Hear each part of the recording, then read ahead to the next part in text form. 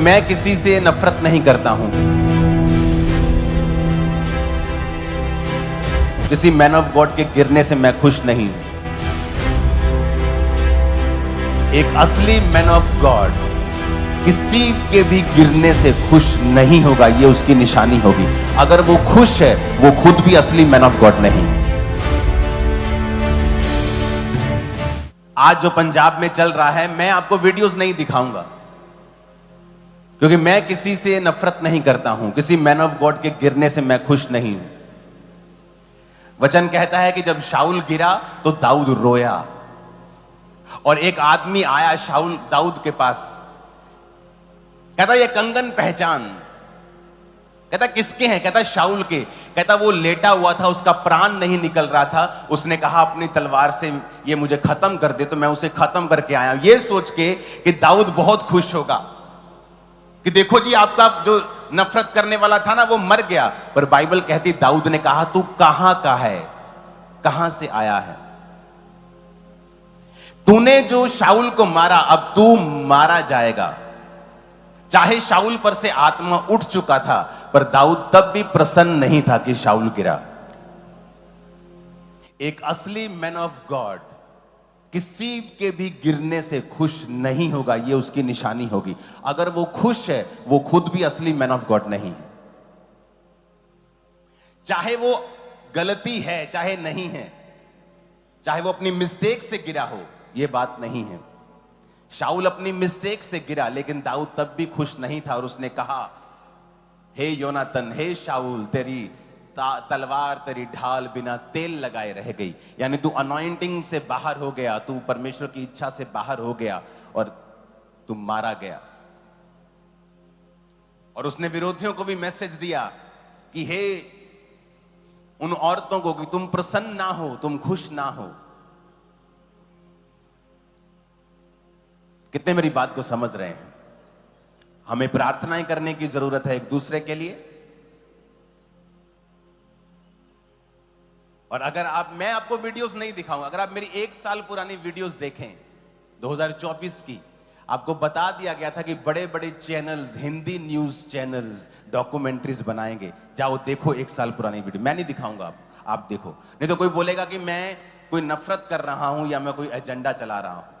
जाओ चेक करो मेरी 1 साल पुरानी, आपको बताया गया था हिंदी न्यूज चैनल्स डॉक्यूमेंट्रीज बनाएंगे। इकोनॉमिक जो चल रहा है आपको बता दिया गया था, और अब जो आने वाला है मैं आपको बताने वाला हूं आज। उससे पहले मैं आपको एक स्टोरी बताना चाहता हूं। यह स्टोरी ऑलमोस्ट हम सब ने स्कूल्स में पढ़ी है। 2 बिल्लियां थी, और वो दोस्त थी दोनों, और उनको रोटी का टुकड़ा मिला, और वो रोटी के टुकड़े से लड़ पड़ी। दूर बंदर देख रहा था, और बंदर उनके पास आया, और उसने कहा मैं देखता हूं क्या करते हैं। क्या किया उसने? तराजू लिया, रोटी का टुकड़ा लिया, दोनों डाले। एक थोड़ा भारी था, एक थोड़ा कम था। अब बिल्लियां लड़ी हुई थी आपस में कि मुझे चाहिए ये वाला, मुझे बड़ा चाहिए। तो बंदर क्या करता था, थोड़ा सा इधर से खा लेता था। अब ये हल्का हो गया, ये भारा हो गया, कहता चलो ये भारा हो गया, अब इधर खा लेते हैं। फिर इधर का खाता था, फिर ये हल्का हो गया, ये भारा हो गया, और ब्रेड खत्म हो गई। सिख लोग और क्रिश्चियन लोग ये ध्यान रखें कि दोनों माइनॉरिटीज हैं। आपकी फाइट का फायदा देश विरोधी लोगों को होगा। अब आपकी मर्जी है लड़ना है कि नहीं लड़ना। सिख और क्रिश्चियंस अगर साथ में चलें, इमेजिन करो कितने क्रिश्चियंस हैं पूरी दुनिया में, पूरे देशों में, जो लोग दुनिया पर राज करते हैं। 400 करोड़ लोग आज लोग परमेश्वर को मानते हैं। इमेजिन करो अगर ये दोनों इकट्ठे हो जाएं, तो कितना परमेश्वर का और कितना समाज का हम काम कर सकते हैं। क्योंकि अगर आप ये डिसीजन नहीं लेंगे, तो इसका फायदा तीसरे को होगा, और ये फाइट करीब है। अगर आप नहीं सुधरेंगे, क्योंकि कोई भी ऐसा नहीं है जो अपने धर्म पर बातें सुनेगा और चुप रह जाएगा। यहां तो छोटा सा एक अफसर होता है ना, पुलिस अफसर, अगर वो अड़ जाए, किसी चौकी का अगर इंचार्ज है मान लो, वो अड़ जाए तो वो बड़े अफसर की बात भी नहीं सुनता। अगर उसकी शान पे आ जाए, आन पे आ जाए या इज्जत पे आ जाए, वो नौकरी की परवाह भी नहीं करता।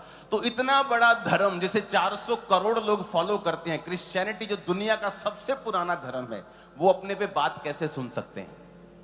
सबको जय मसीह की। मैं जतिन बब्बर और आप देख रहे हैं क्रिश्चियन व्लॉग। तो जैसे कि आप सब जानते हैं कि हमने ये चैनल खोला था प्रभु का वचन, प्रभु का सुसमाचार लोगों के घर घर तक पहुंचाने के लिए। तो अगर आप हमारे चैनल को पसंद करते हैं, हमारे चैनल की वीडियोस को, प्रभु के सुसमाचार को, प्रभु के वचन को पसंद करते हैं, तो आप हमारे चैनल के साथ ऐसे ही जुड़े रहें और चैनल को ज़्यादा से ज़्यादा सब्सक्राइब करें, लाइक करें और शेयर करें। सबको जय मसीह की।